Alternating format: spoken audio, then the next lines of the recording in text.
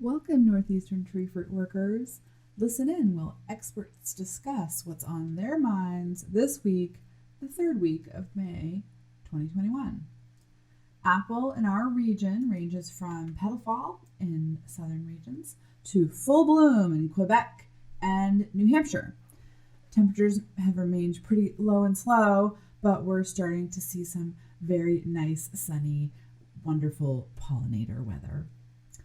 We continue to monitor apple scab and fire blight infections. We're really in the thick of it this time of year using our favorite weather modeling systems. But the conversation turned to insect pests this week as we're coming up on Plum Curculio season. Best practices are to protect apple when fruitlets are about 1/4 inch in diameter. That's when they're susceptible to egg laying by Plum Curculio. Lots of folks might be used to treating again a week or two later, depending on the evening temperatures or when they start seeing oviposition scars again. But it sounds like there's some convincing evidence that a border spray is all you need to cover those kirk that migrate into the orchard after first cover. As far as materials go, imidan remains the industry standard for kirk up here in New England. Lots of folks want to get away from organophosphates for worker safety concerns and concerns over non-target risks, so we discuss programs to replace imidan for this purpose. Many growers in New York have already switched out to a sale, but do stick around for the conversation about selecting materials specifically for bee protection. Other things we are talking about this week, we did mention maybe saying a little Rosey apple aphid, but we all decided after some conversation that this species is rarely of economic concern. Usually nature will take its course. San Jose scale is becoming a bigger problem on cherry and apple over the past few years. We discuss possible reasons why this might be the case, but San Jose scale might be something to make a plan for if you saw injury last year. There are 2 susceptible crawler stages. This is when you should be targeting San Jose scale throughout the summer. Timing is rather important considering the window of susceptibility and the price tag on the most effective product. So stay tuned for that conversation. How are your pears doing? Well, it's been kind of cool this spring. So they're actually, I've seen nymphs, the first round of nymphs, but it's not like, crazy high infestation populations. Yeah, you had to see it where people didn't do their oil and stuff. I had one guy who wasn't able to get any oil on, and you could just, on the leaves, you could just see rows of eggs laid along the midrib. And I said, oh, geez. But even some people that didn't do much, the eggs have been dying because it's a little cold for them, I guess. I don't know. Yeah. So, I had hoped that Jaime was going to be available to talk to us about plum curculio biology because he has some intimate knowledge with the comings and goings, and he is kind of working on some novel approaches to it. Definitely manipulating its behavior in the field. But I think that as far as materials, this is where my big question lies. And I know the past couple of weeks I've been kind of reaching out to, or Jaime and I have been reaching out to folks about their thoughts on efficacy of products that are supposedly more friendly. And I would love to hear people's thoughts on what their folks are looking at. Like, are they going away from imidan? Are they, like, what is the industry standard now? Like, Kathleen, do you want to comment on what people are relying on? Like, what's the norm for what are people actually doing? Yeah, basically, I'd say I think about 4 materials: imidan, Avant, Assail, and Octara are pretty much the go-tos. I think we're not too into some of the new materials, and I like what you said a few weeks ago that why waste them on Curculio when you can use them on the things that they really work well on.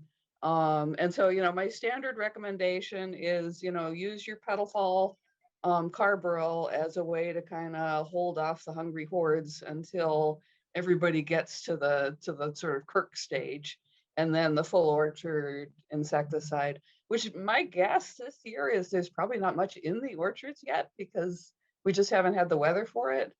But it looks like what we've got coming next week is going to be gorgeous for bringing Kirk on, which I actually think is good because I don't want one of these, long things where people get their spray on and then, the week goes by and you say, well, did they or didn't they? And, we don't know and stuff like that.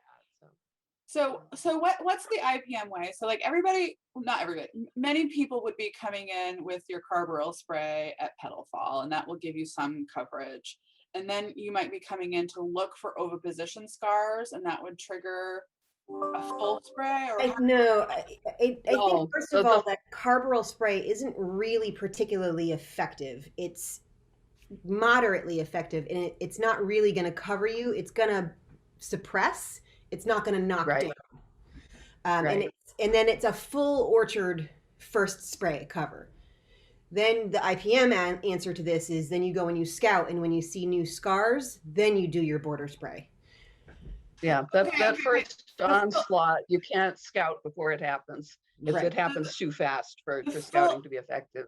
The full orchard spray is when the fruit are susceptible. So the size at which they're starting to look pretty good to egg-laying females. Right. So yeah, and hopefully when the weather is suitable too. And see, that's where a lot of people or a lot of orchards were going wrong. They were considering that the petal fall spray was going to knock everything out, and then they could start scouting and not realizing they had to have the fruit up to 5 millimeter for the insect to really start laying. So that's why they're looking at a full first cover spray and then start your scouting. You're making sure that you can see the actual scars and you're not going to be surprised as much. So wait, so are you saying that you should hold off that full orchard spray until 5 or 6 or 7 millimeters? Yeah. And then, if you can. and so only do the carbaryl at petal fall and put nothing else in until, because that could be, a week or 10 days. Well, that's it really depends on the weather. I think this year it's actually going to be a pretty short distance from petal fall to 6 millimeters, because we're going to have some nice weather right after petal fall. So I'm expecting, for me this year, if people want to do if they want to do the carbaryl and the Kirk spray at the same time, I'm down with that. But some years, you get kind of a cool spell after petal fall and they don't size up quick. And, you can if you do your Kirk spray, it might have petered out by the time the Kirk are actually active.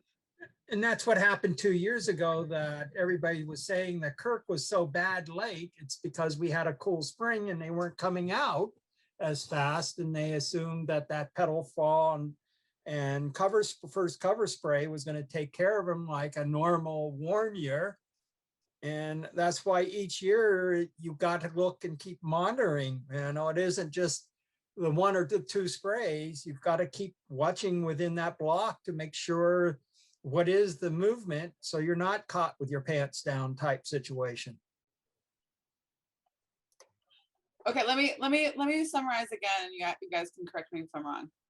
So we're really paying attention because we're going in with our thinning spray, which is a low rate of carbaryl, might knock out a few of the kind of wanderers into the orchard, but really the Kirk spray is targeted to when the tree is the most susceptible, which is when the fruit are at about 6 millimeters wide, which is, what is that, quarter inch, half an inch?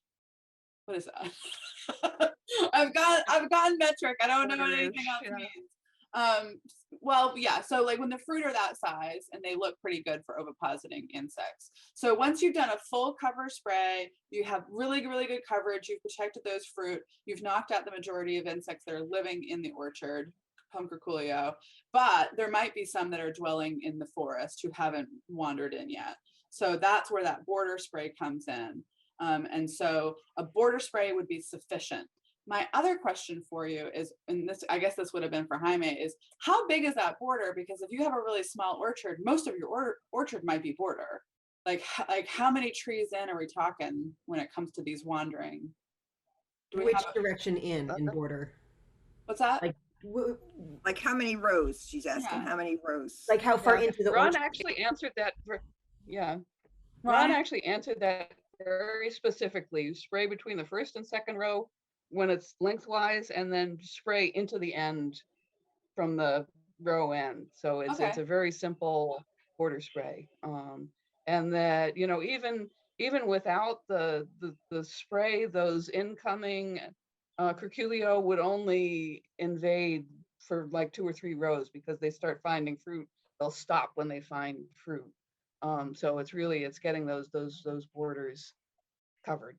So And in about- some cases where people really know their orchard and they know their Kirk pressure, you can even do a spot border spray, you know, where you know the Kirk come in. Yeah, like so if you know you have hot spots around the orchard, and that's when you'd be looking for oviposition scars to know if new insects are moving in, and that would trigger. Do you think like if you look at like a handful of trees, or like you kind of go around different hot spots in the border, how many trees would you want to look at in order to figure that out? My sense is that you see one scar and that's sufficient. Okay. Yeah, because that means Yeah. there's movement. Exactly. And they're hard to see too when they're fresh. So if you find one, there's more. Can we talk a little bit more about materials? Are you? Yeah. Well, I know Jaime was, suggesting is it Venaprin? Is that what the name is? The Venaprin? Vertiprin. Vertiprin. Okay. Anyway, I'm not sure that Jaime had any experience with it. He was going to look at it, or did he try it last year? He's been doing comparison trials. He has one block that he was doing Plum Curculio on last year. He's doing that same block this year, and he's also working on it with Scylla this year. Oh, okay, right. That's what it was. The new research. It's almost $800 a gallon, and you use 8 to 11 ounces per acre. So it's not like it's a 1 or 2 ounce material. Anyway, a grower looked into buying it, and then he's like, "Oh my gosh, that's a real expensive spray." Anyway. Veronique, do you remember the active on Calypso off the top of your head? Yeah, we don't have Calypso. Yeah, Bayer stopped producing it, or it was a preemptive thing. They said that there was something that the EPA, some rule that the EPA was going to come out with, that they didn't think they were going to meet with Calypso, and I guess with all the other competitions from neonics, they just pulled it. So it was never banned. It just isn't there. It didn't have market viability. So Veronique, I'm very jealous because that was a good pedal material. Heather, I'm gonna share my screen. This is like a work in progress, obviously, but Jaime and I kind of went off what he had learned last year, was starting to do some of this stuff. We also asked Art. I think we talked to Larry Good. I don't remember off the top of my head. I know Dave Binger weighed in on this. And so like this is our list of products from the guide and some information about the active ingredient. They felt that Alticore was only fair for Plum Curculio, and the general consensus was that like this stuff is so expensive and it works so well for LEPs, it wouldn't make a lot of sense to use it for Plum Curculio. However, this is a really bee friendly product, and the original question Jaime had raised was like is this a time where like if you have a mixed block, it would be a safe product to use for bee safety? So that's why I went and looked at bee risk. So this bee risk is like the acute toxicity of the material if it was delivered to the insect at a full rate, like a full dose of it. And this RT25 basically has to do with how long it takes before that material, if it's sprayed as a foliar, is safe. And basically to read this, to say anything that's under 3 hours for an RT25, basically once it's dried, that's a safe material for an animal to walk over. Like only animals that are taking a bite out of it would be like theoretically. So if you look at a sale, it's got a moderate bee risk. And we don't really know what to make of the RT25 because there is some, systemic activity. And this is one of those products where it's rated as good. So we kind of warn everybody needs to use the high rate if they're going to use it. I know that Avant is something that people consider to be something a little bit friendlier for non-target insects because of a smaller RT25. XRL rated excellent, but again, that's kind of expensive. And Vertiprint is the newest one. We have the least amount of information about this, but they're saying good. So it's not even rated excellent. And it's very expensive. And it does have high bee risk, although it does have that short residual time as far as the contact. Where are your your efficacy stuff coming from? This is a combination of what's in the guide, what Art and Dave and Larry said, and a couple studies I read from North Carolina. Who's down in North Carolina doing this work? But like arthropod management tests.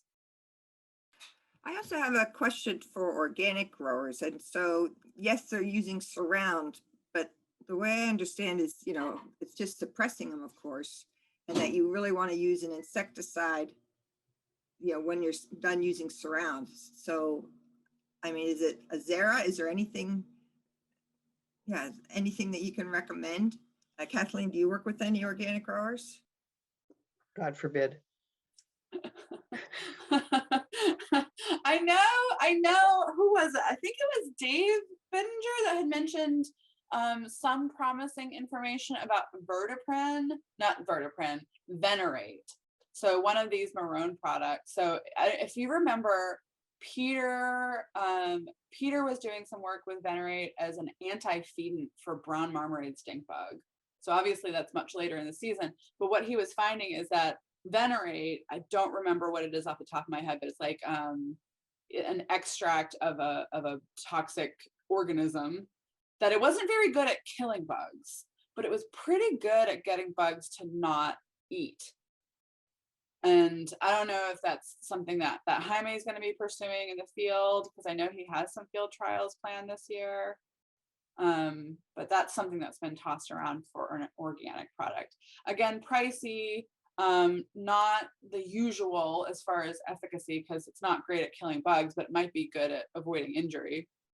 Another question I have for you all is, when you're thinking about that big, so like the IPM version that we're doing, where you have your carbaryl at petal fall, you target your big full orchard spray for when the trees are susceptible, and then you maybe follow up with a border spray if you have more insects moving in, and you see that sign of oviposition scarring. How are you rotating these materials? Like I guess the standard approach would be to use Imidan for your full spray, but for somebody who's looking for something, just trying to get away from organophosphates, I've had a couple of people ask me, like, it looks like Assail and Avant rotations might be the way to go for like the quote unquote soft approach. How would you rotate them? Like, would you do your full spray Avant and then follow up with Assail, or vice versa? Like, what's your thinking on that? I don't really think in terms of rotating at that point, because Curculio's got one generation a year, so I'm not really concerned about basically multiple exposures, same generation. Awesome. So kind of use whatever, and there may be other things going on in the orchard that might direct you to use one or the other insecticide. If you've got we want to suppress codling moth with Assail or something like that, you might go that direction. Yeah. So do you think, this is total pure speculation, but do you think that with this like kind of low and slow spring, we're going to see a delay in codling moth emergence and kind of see a divergence of codling moth and plum curculio this year? And so you're going to want to have something for a targeted codling moth spray this year? I just found 2 codling moth yesterday. One was flapping its little wings. So I expect we'll see the moths emerging next week. So was that right on time? Yeah, that may actually work out really well. Okay. So because like you don't need to rotate for Plum Curculio in the Northeast because we only have one generation and you're only rotating by generation, you know, that if someone has an Assail Avant rotation in their mind, you're rotating from year to year. So you might use Assail one year and Avant the other year. Is that your take home? Yeah. Sounds good. I do wonder sometimes about the amount of neonics we're throwing out there, whether we're going to start seeing resistance on the part of things like maybe leaf miners or some species of aphids or some other, kinds of things, because we're just not aware of them. We're, using the materials for other stuff. And I keep wondering if anything's going to break through that. Yeah. I mean, how common is Assail this time of year? George, do you have any comments? Like, are people using Assail as like, if they're trying, like, for anybody who's trying to step away from Imidan, what's their next product they're going to? Imidan still for the small grower is the go-to product. And I'm trying to get them to switch for your apple maggot later in the season of not using it for that product or for that insect, using the same product for the whole season, where a cell might be one of the products that'd be going to. So, it's still the workhorse, Anna, and they're really not switching. It doesn't, it's not broken, they're not going to break it type situation. And also you start looking at the cost, you really can't get much cheaper than that material in the big picture. And with growers with, 5 acres or smaller, the other products that are down to 3-4 ounces per acre, they buy a product, they're going to have it for how many years before they use it, and is it going to be effective? So that's one of the aspects that I have constantly told EPA at meetings is some of these products, they have to come out with a package that is better for the small grower, that it doesn't have 20 or 30 acres. Now we're starting to talk about how many, an ounce, ounce and a half. Well, that's almost impossible for a person who has a couple acres to use that, that type of chemistry. So it's not as easy as it sounds getting away from Imidan. I hate to say that. I think my impression is that most of the Western New York growers are using Assail at least at some point in their rotation. And this might come down to, similar to what George was saying, it might be an economy of scale that we have a lot of larger scale growers. So maybe it just fits better with the program. A lot of people are moving away from Imidan because of the 4-day reentry interval. It just, makes it really difficult to have your crew in there working when you have to worry about, 96 hours reentry. So that's been a big motivation for people moving away from it. Kathleen, anything else you're seeing unusual? A little bit of Rosie aphid, and I've seen some predation going on with that. I've seen some syrphid larvae in with them, so I thought that was kind of cool. I'm not sure how effective, biocontrol is of Rosie aphids, but they're kind of a very occasional odd pest around here, and usually don't rise to the level of actually economic damage. You just notice some leaf curling and stuff like that. But I've got a couple of growers that have had some concerns about them, so I'm trying to be a little more alert about them. Hey, I've actually never seen Rosie in real life. So would you say that like it's like a dead giveaway if you have aphids in your flower clusters this time of year that it's going to be Rosie? Or no, even the leaf curling doesn't necessarily. It's more a lot more common with Rosies, but I've seen green aphids cause that kind of curling. So we've got apple grain aphids, which are relatively harmless.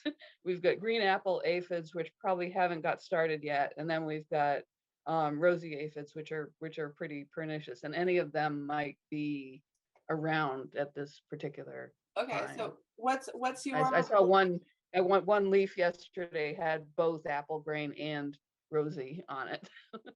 So what's your rule of thumb as far as distinguishing? Do you just know what they look like, or how do I? Yeah, I mean, usually the rosies are darker, and you see more of that purpley kind of thing. And then later on, they get this kind of leggy, sort of tall thing, which, maybe why they don't get predated on, I don't know.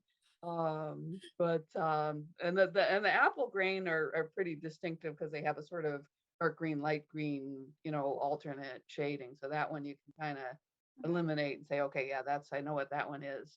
And then sometimes, you really have to, is that green aphid or is it rosy aphid? But usually you'll find at least, because it's a colony, so there's a bunch of them, the chances are you'll see a few that are like really distinctly, oh yeah, that's a rosy. Okay. Kind of thing. Yeah, I mean, I've definitely seen aphids in the orchard, but it was always like later on in the summer, totally flared from some other activity. I just assumed it was like green or spirea or something like that, but I didn't think much about it. Yeah, I think rosy aphids are gone. At some point early in the summer, I think it's narrow leaf plantain is supposed to be their alternate host. I think they head for they head off the apples into the alternate host sometime in like, I don't know, June maybe. I don't know, not sure. So then after that, all you're really going to see is green aphid. So I know there's published thresholds as far as like how to scout for rosy apple aphid, but like what's your indication of like an O crap kind of outbreak that should be treated? Yeah, basically seeing a lot of that leaf curling is pretty oh crap. And I've been a little lazy about it, because Cornell has always recommended like doing a pre-bloom kind of scouting and really looking at the fruit clusters and stuff. And that, by the time you're getting the leaf curling, you're kind of in trouble. But because we've got the neonics, I feel like, because they're systemic, we can afford to wait and see if they're really an issue. I'm not sure when that, the fruit injury occurs, because that's really the thing you'd be concerned about, is if they do this kind of dimpling thing on the fruit. And I'm not sure exactly when that, and I don't even know if that's from them directly feeding on the fruit or from the sort of damage they're doing to the leaves around it. But I know you see one of my growers calls them Rosemarys aphids because he says they're evil. Well, maybe something to look for if we're starting to pull back from full sprays for Plum Curculio. Like if Jaime is successful and gets his way, like this might be something that rears its ugly Rosemary's head. George, same question for you. What are you looking for like an O crap rosy apple aphid situation? To me, it's a non-issue. If it's occurring, usually you're going to see it later, and I'm worrying about too many other things at this time to really be out looking for it. A lot like what Catherine's saying. Let nature take its course. Yeah. Aphids have really been a non-issue for several years. That's good to hear. Hey, But again, we don't have the large acreage with the monocrop. Our largest block of apples might be 40 acres. Where I go, out to Western New York, I mean, they have, down a mile, they have, tons of apples, or upstate New York along the Champaign, east or west side of the Champaign. I couldn't believe the number of acres driving along that one, and Chazé, and mile after mile of apples. Reminded me a little bit of Washington there, driving around. So with our smaller blocks, I feel that we get more predators coming in, and it's reducing the population, and that really helps us in some aspects on some of these minor insects, where mating disruption is less effective because we don't have a larger block. It's small blocks, and it doesn't work as well. So, you take on one side and give on the other side. Yeah, I think Janet was going to weigh in on what she's seeing in her larger size blocks. Did you want to weigh in? Sure. Yeah, I honestly I haven't seen a lot of aphid in most of the orchards. And again, I don't know how much that is. Like I'm just not particularly looking, but even in terms of the damage on the fruit, I don't think that we've seen a lot of that. And I'm not sure if that's because there's a specific spray that's targeting it or if it is just kind of, I think the good thing is that there are natural enemies out there. So hopefully if sort of the high May approach works and we're doing a reduced spray routine, the ecologist in me would like to hope that things sort of even out. You know, maybe it takes a year or something, but I would hope that that would give an opportunity for the natural enemies. That's just my kind of hope, but not based on actually seeing. But I would say that, you know, from my work in Wisconsin prior to coming here, that I think that was definitely what we were seeing. It was more kind of like a New Hampshire type small scale producers, but we saw a lot of natural enemies for the aphids. And then I also was just wondering when we feel like we've covered aphids sufficiently, if we could move over to the scale insects for a minute. Please, please. While we're on true bugs. Because yeah, I've seen, I don't know, again, I've only been in this position for like a little over a year, so I don't know if this is abnormal or if this is just the standard, but I've certainly seen a lot of San Jose scale, specifically mostly on cherry, a little bit on apples. And I'm just wondering if that's just something that people sort of assume is going to be low level background noise, or if we should be, if that's something that's been especially bad this year, what I should be advising people to do about it. I've also seen some on blueberries, not San Jose, but a different scale, and also on plum, a different scale. So, Okay. In the last 10 years, scale has increased drastically. And I don't know if that's due to the type of spray regime that we've been under. Plus, we're not going in with the oil sprays like we did 20 years ago and 30 years ago. So I think with the reduction in oil sprays, we've seen this insect to increase. And yes, we're, you know, I think, Anna, we saw some places that had over 2% injury on with scale. And you were talking about blueberries. We're seeing a couple different scales, Putnam scale, and there's another, I don't remember what it is, on blueberries. So the whole aspect of scale insects seems to be building. And I do have some concern, and we have, I know before Alan retired and Anna came on board, we were talking about it.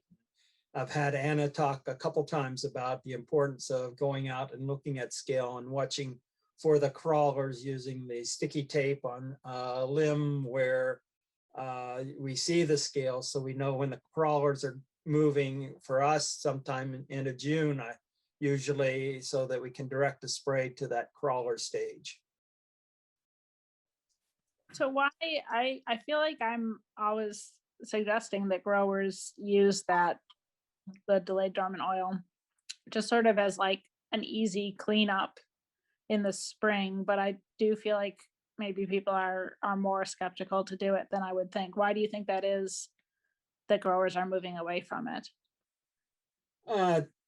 Because usually your oil spray is going to be a dilute spray, so that's going to be more time on the sprayer, and they don't want to, and how fast we've moved through a delayed period. I mean, a couple of years we went from half-inch green to bloom in literally days, and how do you get across an orchard in such a short period of time? So I think part of the reason is the timing and the amount of time spent on sprayers, and with fire blight being more of an issue, they're looking at that as more of a, well, if I'm going to be spraying, I'm going to wait until bloom time to prevent fire blight.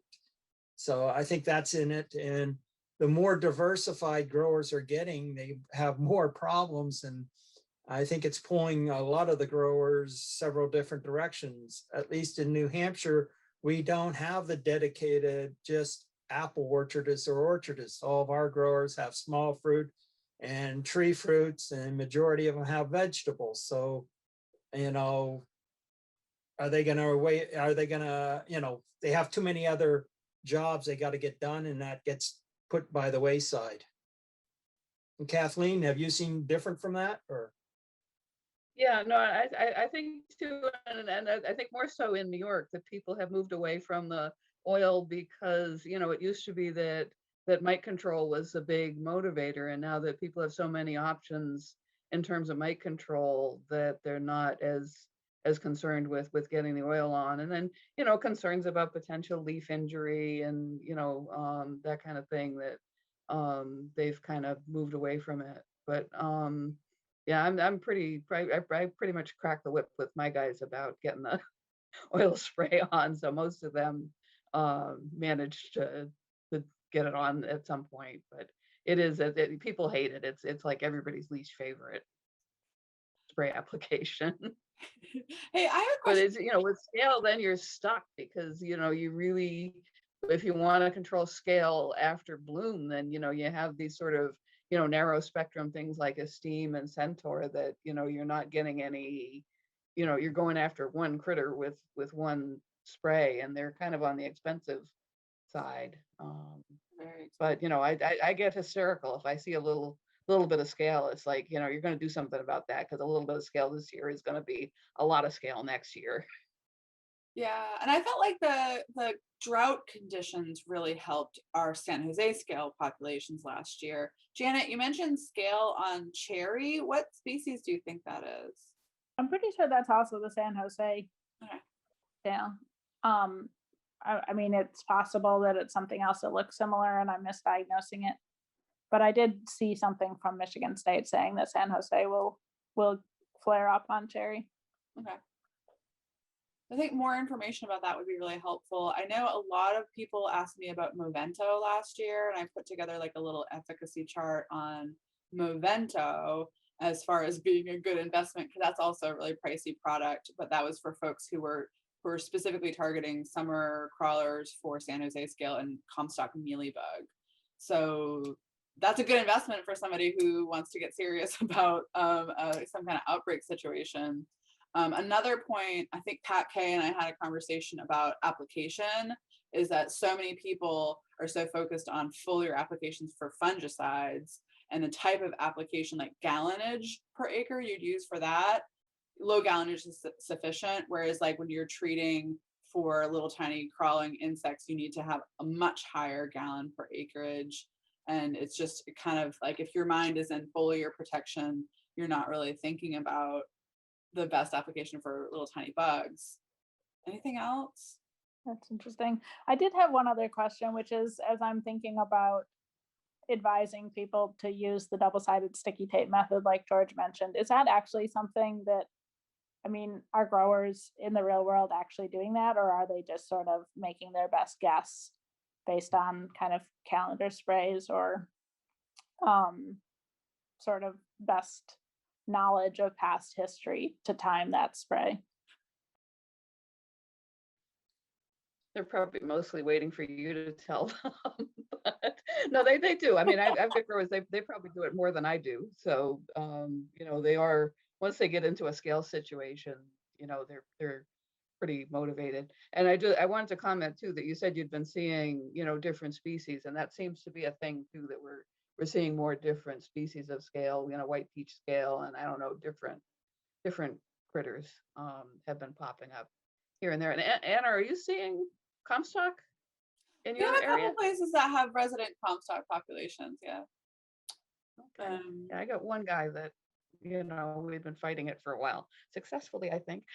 Well, yeah, it does develop good relationships between your growers and you if you have like this long-term eradication program, right? So, I for one am going to do this for real this year, because I've never monitored for scale crawlers before. So George, you said make sure the tape is up by June, and watch like that.